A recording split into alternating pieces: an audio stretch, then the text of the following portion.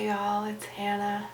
I did a lot of writing today and it feels like what a year ago would take me an hour is now taking me 2.5 hours. Just having a little grace for myself that the rate at which I would normally produce is not the same as it is now, and that's okay. But I did get some writing done. We did a paper where we had to take a cultural event, a cultural happening, and re-language it so it sounded like a liturgical practice. So I did my essay on the process of voting in the US, going into a building that otherwise would be a church or an event hall or the myriad of places that they hold voting. It was kind of fun to be creative with language today. That was delightful. I also wanted to offer to you something that I do while I am working. And I've done this for a while. This is not just a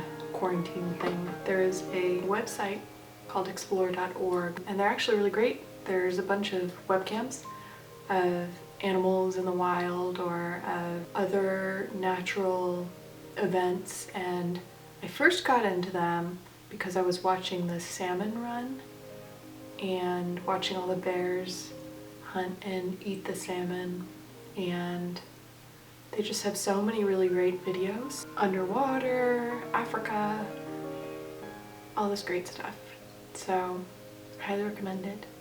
And I am not a person who is fond of zoos, so this is a great way to explore our natural world. Anyway, I'm very excited about it. So I often have explore.org playing next to me while I am writing or studying. I find that when I need to pull away, I need a break, it's easy for me to take like a quick break by looking into the ocean and looking at manatees. That's what I was looking at today, was manatees. Just sort of a passive viewing opportunity.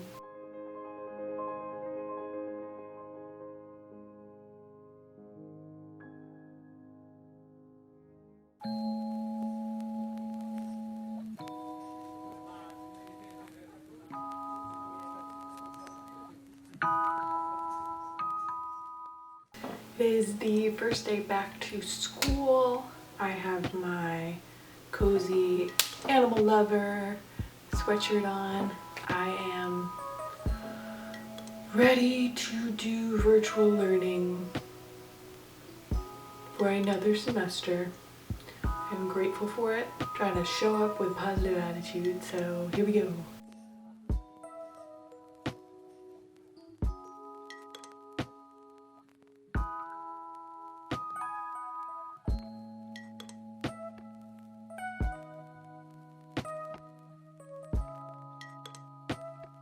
I just got done with my first class of the semester. So this class we talked about formation, how worship forms us. We did a brief introduction and then we had somebody lead sort of a worship service, and then we got in small groups and talked about the ways in which that service formed us, spoke about God, all that fun stuff. I think it's going to be a good semester. I was also thinking I have a very precise way of preparing for semesters. I like to really get myself set up before I dive into anything. So I was thinking it might be nice to walk you guys through how I organize for a semester and set myself up for success. I'll just show you what I do and you let me know what you would do differently or what you might change. Talk to you later, guys.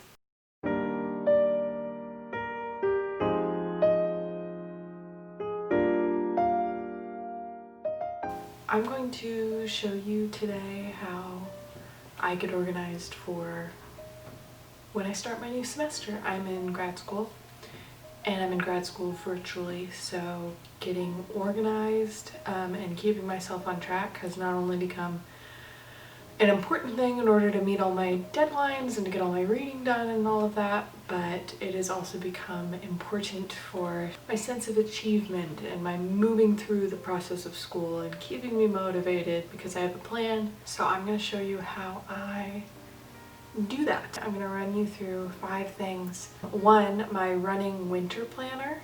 Number 2, I always add my big semester due dates. Number 3, I download all of my syllabi. I download and organize all my syllabi into a folder, and each class has its own folder structure. Then I add all of my syllabi requirements into Asana. Asana is a task tracking tool. It is free if you're just kind of using it for personal use. I create a book list based on my syllabi requirements. Lastly, I create a sort of a printout 6-month calendar the size of a computer background. I do it on PicMonkey, and I add the major assignment deadlines on there as well as my school deadlines.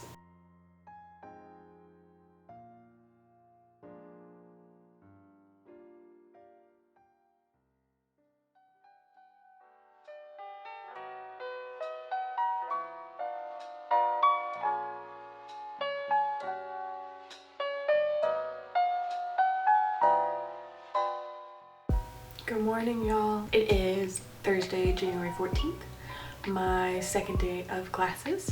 Normally I would have a class almost every day of the week, at least one class, but I'm taking an accelerated course. I had 2 hours of it on Tuesday, I'm having 2 hours of it today, and then as we go through the semester, it's a shorter class time, and then it wraps up prior to the end of the semester, which is awesome. Being able to shuffle things a little to the left to give me space on the right has been, it's exciting. Taking tomorrow off. Another thing I wanted to bring up, that sweatshirt that I was wearing that said Animal Lover on it on Tuesday. It's from a cat cafe called Kittens and Whiskers. I believe there is one in LA and one in DC. I went to the one in DC a few years ago and had a really great time. You have to reserve in advance, and they have, you know, edible cafe items that you can drink or eat while you're around the cats, but it's basically a space that has all of these rescued cats in it, and all of the cats that are there are up for adoption. So on their website they talk about because of them there's a reduced euthanasia rate, increased adoptions, and improved livelihoods for these cats. It's great for the cat. It's a fun thing for people to do, and since the pandemic they've been really struggling because you can't have people congregate in closed spaces anymore, and so they put out a call saying, hey, we have items for purchase, like that sweater, and they have masks and all that good stuff. So I will link below if you want to check it out once things reopen, or if you want to purchase an item to help them kind of stay afloat. That would be really awesome. They take photos of you when you're with the cats. That was mine. Look how happy I am. I'm a cute little cat.